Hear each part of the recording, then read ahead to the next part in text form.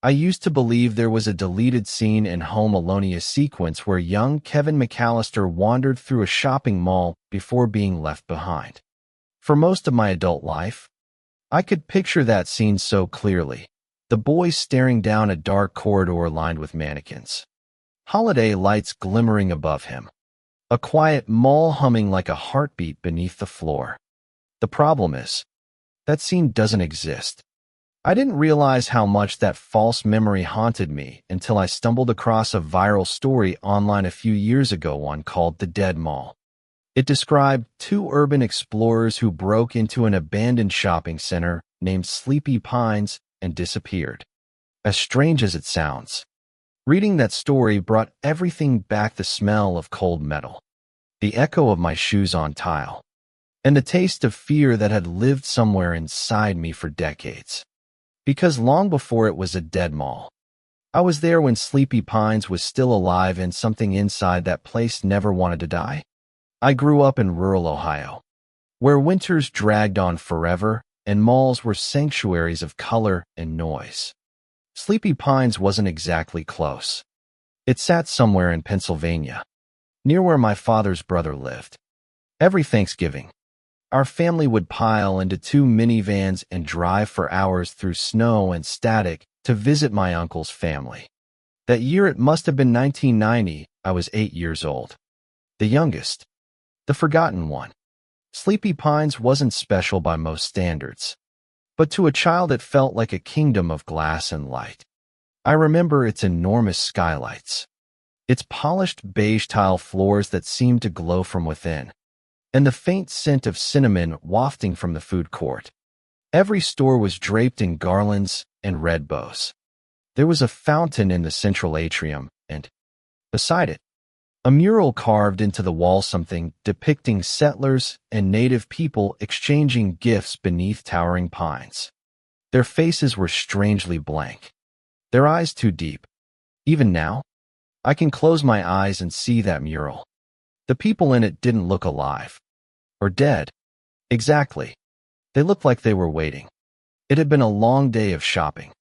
My mother, my aunt, and my teenage cousins had dragged us through store after store, trying on sweaters and coats while the younger kids fidgeted and complained. I remember clutching a crayon set and coloring on the corner of a Sears shopping bag just to pass the time. Everything about the mall was spotless to spotless. Not a single stain on the carpet. No gum under the tables. No crumbs on the floor. And though the place was crowded, I saw only one janitorial-stooped old man in a tan uniform who moved slowly but constantly, pushing his mop with military precision. His face stayed pinched and angry, as if the rest of us were intruding on his sacred ground. There was also just one security guard patrolling the corridors, walking the same route again and again. Even as a kid, I noticed. One janitor, one guard, hundreds of people. It didn't make sense. But children don't question perfection. They just soak it in. For me, the day was an endless blur of walking and waiting until my legs ached. The only part one enjoyed was when they finally let us stop at KB Toys for 10 whole minutes. I remember pressing my nose to the glass of a Game Boy display and feeling like my soul might explode from wanting. By evening, the adults were exhausted and irritable. The plan was simple: buy a new vacuum cleaner at Sears, then head to the small theater inside the mall to watch Home Alone. But that's where everything began to shift. It started with the way the store clerks moved, hurried, nervous. One of them told my father, "We're closing early tonight. Sir, we have to be out by 7 sharp." When Dad pointed to the posted hours on the door, the clerk looked away and mumbled something about mall policy just for tonight. There was a strange tremor in his voice, like he was repeating a line he'd been forced to memorize. By then, my cousins were bickering. My mother was snapping at everyone, and I, desperate to escape their teasing, decided to hide.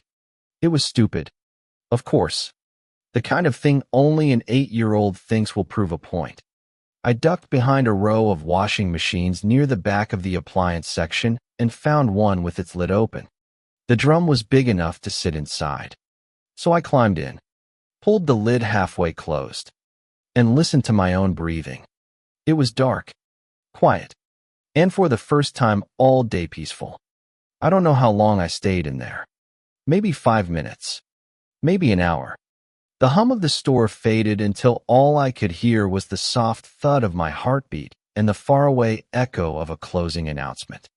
When I finally pushed open the lid, the store was silent and empty. At first, I thought they were playing a joke on me. My parents, my siblings, my cousins, they loved to make me the punchline. But when I stepped out, the lights were dimmed. The only glow came from the parking lot lamps shining through the front windows. Every register was closed, every display dark. The mall beyond the glass looked hollow, a dream drained of its color. I called out, "Mom?" My voice cracked and bounced off the walls. No answer.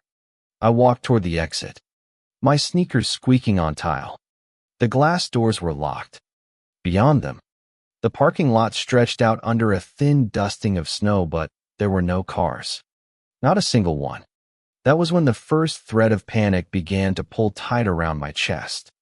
I tried the store phones, one behind the register, one near the customer service desk, but none of them had a dial tone. I didn't yet know that they turned off internal lines after closing. All I knew was that I needed to find someone. Anyone. So I grabbed a stepladder, climbed up, unlatched the top deadbolt on the door, and slipped out into the corridor of Sleepy Pines Mall. The mall was never completely dark. Even after hours, a few security lights stayed on. The fountains were still, their surfaces glossy like glass. The stores were sealed behind metal grates, their mannequins frozen mid-gesture.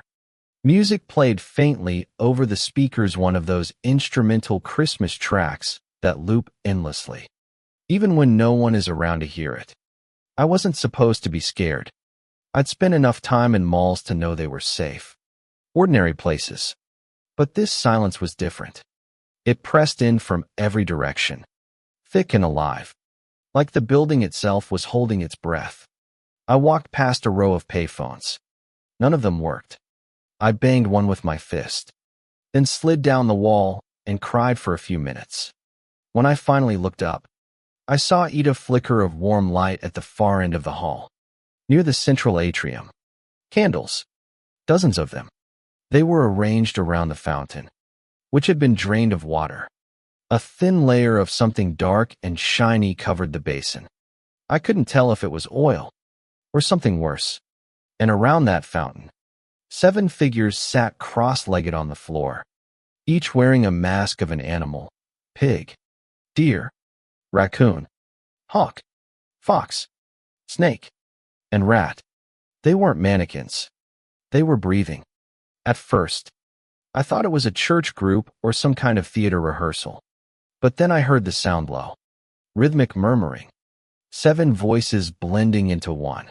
They spoke in a language I didn't recognize, syllables that didn't sound human. I crouched behind a fake potted plant, heart hammering, trying to see. One of them, the one in the pig mask, rose to his feet and walked towards something sitting on the floor between them. A silver pushcart, the kind vendors used to sell ice cream during the day. He lifted the lid. Inside was the body of a pig, or what was left of one. The head was gone. Its flesh looked fresh, too fresh. The man stabbed the carcass with a long knife, letting blood drip onto the tile, then hoisted it up so it hung above the fountain. The others didn't flinch. They just kept chanting those same 2 sounds over and over: Yahadni, Yahadni, until the air itself seemed to vibrate. When the pig was finally drained, the man in the mask reached into the cart again and pulled out a skull bovine, bleached white, cracked with age. He raised it above his head, and his voice turned from a chant to a sermon. "Spirits of the earth," he intoned, "hear us again. We who have tended your soil and paved it with our enterprise beg your mercy. Let our business endure. Let our customers return. Grant us another year of prosperity." I didn't understand half of what he said, But the words prosperity and enterprise stuck with me. It wasn't religion they were worshiping, it was commerce. They were praying to something older and darker that had somehow fused with the idea of profit. The man's voice grew louder. We serve the spirit of sleepy pines, the breath of the land, the keeper of commerce. As long as we honor you, may this place thrive. When he lowered the skull, the others echoed him in unison, the chant swelling until I felt it vibrating through the floor. That was when I noticed the small object glowing faintly in the center of their circle. It looked like a sculpture, bones twisted together into an hourglass shape, bound with leather strips. Inside it floated a red orb, pulsing like a heart. Whatever it was, they worshipped it. And when the pig-masked man turned toward a phone on the floor and answered it, I nearly screamed. He spoke into the receiver calmly. Yes, we're ready. We'll begin now. Happy holidays. Then he hung up, rolled the card aside, and stepped back into the circle. The chanting resumed, louder this time, rising and falling like breathing. I realized, with sudden horror, that the whole mall was breathing to the faint hiss of air vents shifting rhythmically, the tiles under me pulsing ever so slightly, as if something beneath them was alive. Perfect. Here's part 2/3 of the night I broke the mall's totem, continuing seamlessly from part 1. This section covers the discovery, the capture, the ritual, and the destruction of the totem. The prose stays in cinematic, natural American English paced for a mature listener, age 40 plus. Optimized for emotional grip and retention. I should have run. I should have turned around, found a service door, and vanished into the night. But I was 8 years old, too curious, too foolish to believe the danger was real. I inched closer, using the shadows between storefronts as cover. From where I crouched, I could see the faces behind some of the masks through their eye holes. They weren't strangers. I recognized them. The stooped janitor, the lone security guard, 2 salesmen from Sears, a woman who had sold us pretzels that afternoon, another who'd worked at the ticket booth by the theater, and the man in the pig mask, the one giving orders, was Pierce Colchester, the mall's owner. His face had been in the local newspaper earlier that week, smiling beneath a headline about small business resilience in a corporate world. Now he stood over a pool of congealing blood, chanting to something that looked like it belonged in a museum of nightmares. The thing they worshipped, what I'd later call the totem, was small enough to hold in both hands, but heavy with meaning.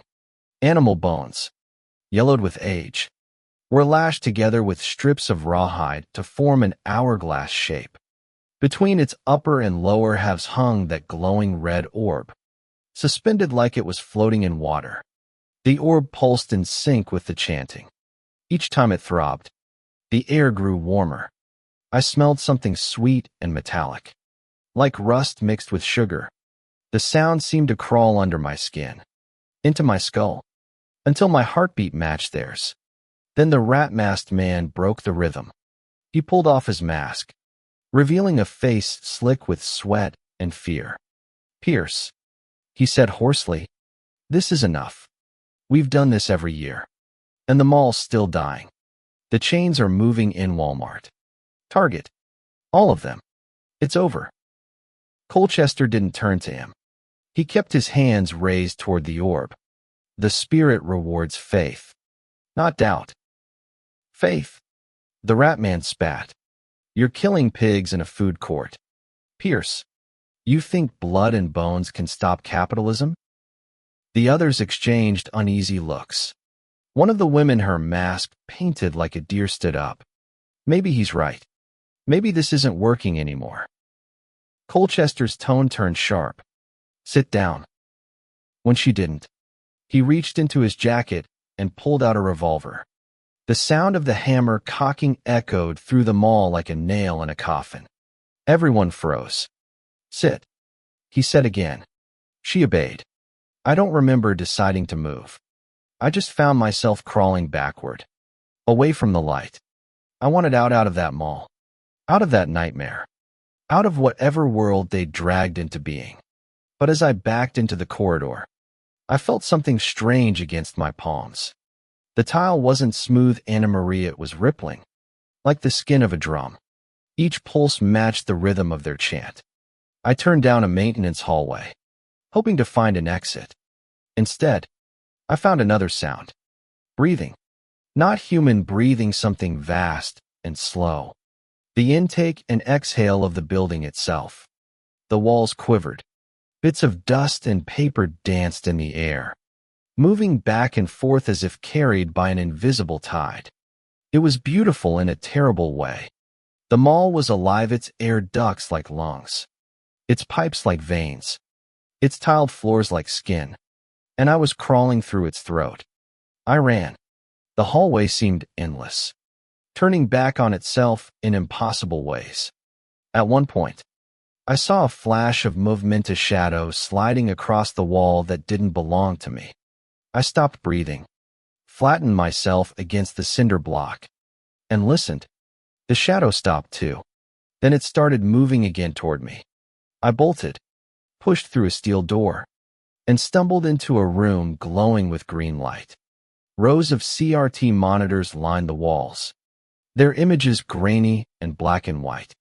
Some showed empty corridors, others the darkened food court. Every few seconds, static washed across them like ocean foam. A corded phone sat on the desk, its red light blinking. Without thinking, I picked it up. Hello? Hello? A voice answered. Not a man's, not a woman's, just a whisper, layered with static. Stay where you are. Then the door slammed open. The pig-masked man filled the doorway, his revolver gleaming under the fluorescent light. Behind him stood the rat, now maskless, his eyes darting like a cornered animal. Well, Colchester said, voice calm as a pastor's. Looks like our guest of honor found her way to the altar early. He crossed the room and took the phone from my hand. Who were you talking to, little one? I didn't answer. He pressed the receiver to his ear, listened, and frowned. Nothing, he muttered, and ripped the phone cord from the wall. Then he grabbed my arm and yanked me into the hall. They brought me back to the fountain, where the candles still burned. The others looked horrified when they saw me. Pierce, what are you doing? The dear woman cried. She's a child. He ignored her, hauling me to the center of the circle. The Spirit sent her. He said, don't you see? Every year the offering grows weaker. Maybe it's not enough to give blood from beasts. Maybe the land wants innocence. No, whispered the janitor. His voice was shaking. No, that's not what this was ever about. Colchester drew his gun again and pointed it at the man's chest. It's about survival. The janitor didn't move. He was trembling, tears streaking the grime on his face. You've lost your mind. Maybe, Colchester said softly, but I'm still in charge. He gestured toward the totem. Hold it. The janitor obeyed, his hands shaking so violently the orb inside quivered like jelly. Colchester pressed the barrel of his gun to my temple. Bring her here. The janitor hesitated. Please, Pierce, please. I said bring her here.